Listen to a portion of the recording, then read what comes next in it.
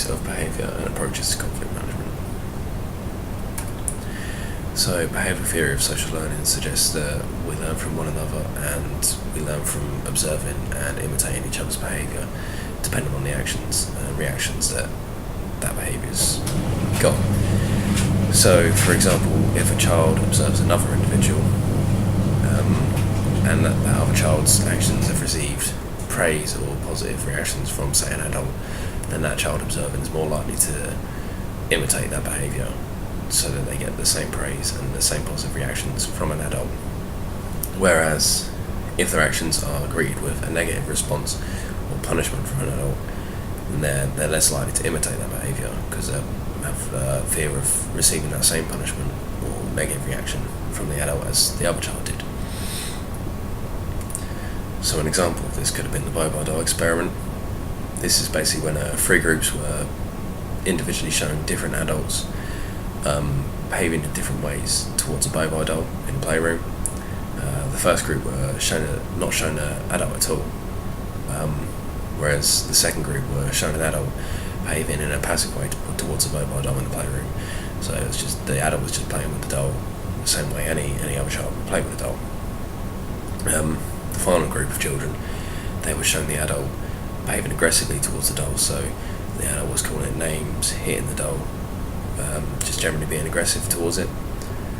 The results of the experiment showed that the children who were shown the adult acting aggressively imitated that behaviour, so they were hitting it, calling it names, the same way as the other adult was.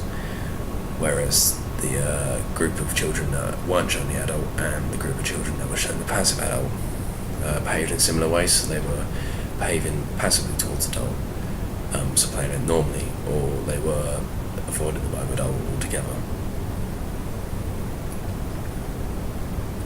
Another experiment that relates to the theory could be the Stanford Prison Experiment. So basically this experiment was carried out to discover whether the brutality within prisons was solely because of the guards and the prisoners' attitudes and personalities altogether, or if it was because of the atmosphere and environment within the prison. So 24 volunteers were randomly selected to take on the role as either a prisoner or a guard. The basement of the Stanford University was then converted into a mock prison, and the volunteers who were selected to be prisoners were then arrested by real police officers to give it a real feel. So they were arrested in the same way, they were handcuffed and taken into custody and all that sort of stuff. Just to give it the real situation sort of sense. During the experiment, volunteers quickly sort of settled into their roles and behaving as if they were really in prison. So the guards acted as if they really had the authority of prisoners. So the guards began to order the prisoners around and force them to do physical activities as punishments and other sort of punishments for disobeying them. Again, the prisoners also began to sort of settle into their roles and believe that the guards had real power over them. So they began to strictly follow every instruction that the guards gave them, and were in general fear that they would get a real harsh punishment from the guards for not following any instructions that were given to them.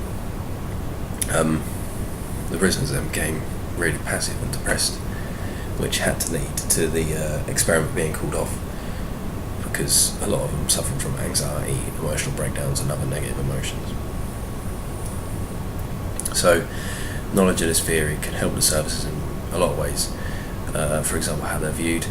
The services like the police, they're often viewed in the same way as the media portray them and they portray themselves. So an example of this could have been the Stanford Prison Experiment, where it could be argued that the guards behaved as they did because of the way they saw real life guards perceived by the media and the way they were perceived by the public. So they were commonly perceived as being aggressive towards the prisoners. So they were aggressive towards the fake prisoners because they believed that's what guards had to do. So conflict management are ways that conflicts can be resolved. There's a lot of ways and a lot of techniques to do this. For example, communication techniques, which can be used to adapt and alter the way you communicate for a certain situation or for a certain person. So So, for example, a submissive style of communication. This is when you're very passive towards another person, avoiding conflict and aggression with them. This can be used to resolve a lot of conflict. However, it can't be very effective for things like police and army and other services, because then the public can perceive them as weak if they use it too often. However, submissive behaviour is often used within the services. For example, when receiving orders from someone who's superior to you, so a superior officer or a police officer, then you're submissive towards them and you follow their instructions.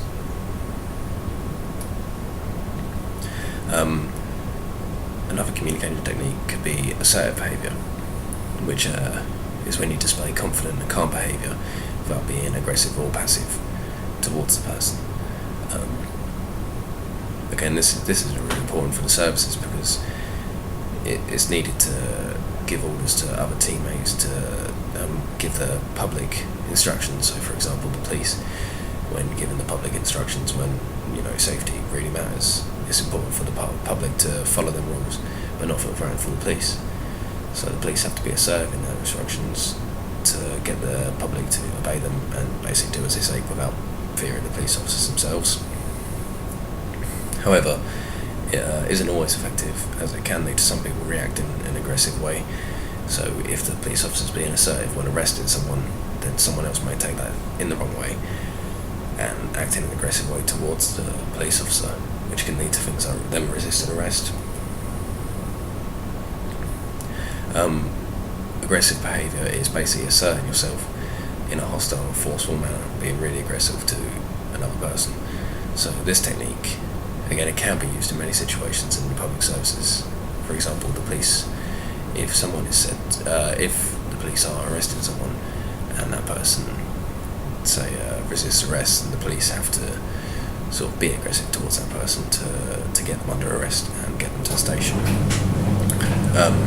Whereas it's just important not to act too aggressively and be wary when acting in this way, because if you act too aggressively towards that person, or the police, for example, are seen acting aggressively too often towards the public, then it can lead to accusations of police brutality, which can lead to lawsuits and police officers losing their job.